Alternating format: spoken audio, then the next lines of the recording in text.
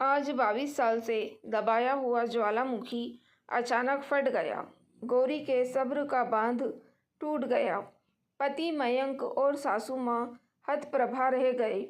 ऐसी तो कोई बड़ी बात नहीं थी। मीतभाषी गौरी बेतहाशा बोले जा रही थी। बेटा जब 10th क्लास में 60% नंबर लाया तो आपने दोषी मुझे ठहराया। बेटी जब बिन बताए अपने दोस्तों के साथ मूवी देखने चली गई तो जिम्मेदार मैं थी। मैं बच्चों पर ठीक से ध्यान नहीं देती। मेरे मातृत्व पर प्रश्न चिन्ह लगे। कैसी माँ हूँ मैं? कैसी परवरिश कर रही हूँ?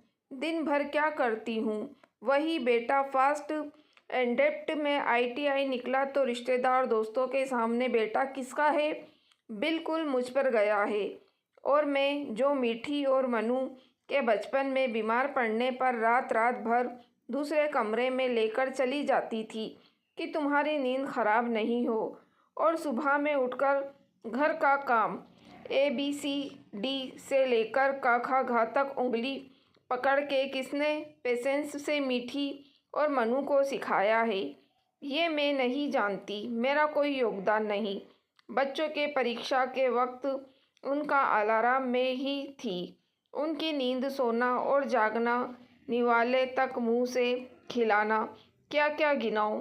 बेटी जब +2 में पूरे जिले में टॉप की तो मीडिया, परिवार, रिश्तेदार सबके सामने अपना बखान किया। वहाँ भी मैं अस्तित्वहीन सी मुख सुनती रही। तुमको घर की हर छोटी बड़ी समस्या से दूर रखती हूँ।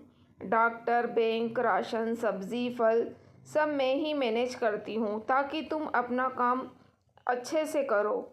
और जब जब प्रमोशन मिला तुमने अपनी काबिलियत का ही बखान किया। मैंने अपना जॉब भी सिया के जन्म के पहले ही छोड़ दिया था। फिर दोबारा प्रयास नहीं किया क्योंकि माँ को मेरी ज़रूरत थी। घुटनों के दर्द और सर्वाइकल के कारण उन्हें चक्कर आता था। अकेले घर में कैसे छोड़ती। बाबूजी 1.5 साल तक डायलिसिस पर रहे। मैं हर 10 दिन पर उन्हें घर के सारे काम कर बच्चों को स्कूल भेज हॉस्पिटल लेकर जाती। डायलिसिस के लिए और 7-8 घंटे लगते। हॉस्पिटल में जब कभी कोई पड़ोसी या रिश्तेदार कहता आपकी बहू बहुत कर्मठ है, तब माँ कहती हम माँ बेटे उसको औकात में रखते हैं और इतना सुख सुविधा दी है उसका ये तो फ़र्ज़ बनता है। शारीरिक मानसिक रूप से परेशान रहने के बाद भी मैंने आपको और माँ को हमेशा गरम गरम रोटियां सेक कर खिलाया और खुद दिन के बची रोटी चावल खा कर रह गई। माँ सबसे कहती है मेरा बेटा श्रवण कुमार है, जबकि रोज़ घुटनों की मालिश मूव लगाकर मैं करती हूँ। सिर में तेल लगाने से लेकर बिस्तर लगाना, कपड़े धोना, पसंद पूछकर खाना बनाना, तबीयत खराब होने पर डॉक्टर के पास ले जाना और तो और 3 साल से मन मारकर मायके नहीं जाना, ये सब मैं करती हूँ। पर मजाल है आप दोनों के मुंह से मेरे लिए 2 अच्छे बोल फूटे। ये सच आप लोग कब स्वीकार करोगे कि पराए घर की बेटी आई से ससुराल खुशहाल रहता है और बेटा श्रवण कुमार तब बनता है। सासू गुस्सा दुख के मिलजुले शब्दों को सुनकर माँ बेटा आवाक रह गए। मैं बच्चों और परिवार के पीछे आज तक खुद को भूल ही गई थी। पर गौरी रोते रोते अपने कपड़े अटैची में डाल बाहर निकल गई। 3 साल के लंबे अंतराल के बाद गौरी को देख सबके चेहरे खिल गए। मम्मी के कलेजे से लगी गौरी बहुत संकु महसूस कर रही थी।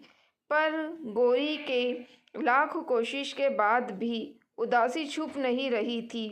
किसी तरह माँ को समझा बुझा कर छत पर चली गई। गौरी शाम के धुंधले के में देखा एक कैब आकर रुकी। स्ट्रीट लाइट की रोशनी में देखा माँ और मयंक दोनों उतर रहे हैं।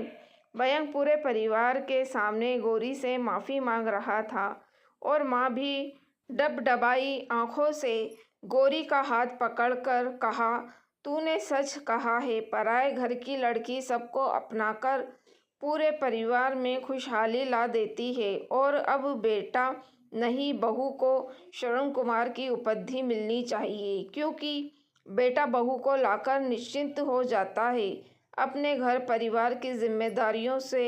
मुझे माफ़ कर दे बेटी, हमारे घर की खुशियों की, तरक्की की, बच्चों की, हम सब की खुशियों की धुरी तुम ही हो। और मयंक की डबडबाई आंखों में गौरी को प्रेम माफ़ी पश्चात के मिले जुले भाव नज़र आ रहे थे। दोस्तों, अगर आपको कहानी पसंद आई है तो लाइक और कमेंट करके ज़रूर बताइएगा, और मेरे चैनल वॉइस ऑफ नीलोफर को सब्सक्राइब ज़रूर कीजिएगा।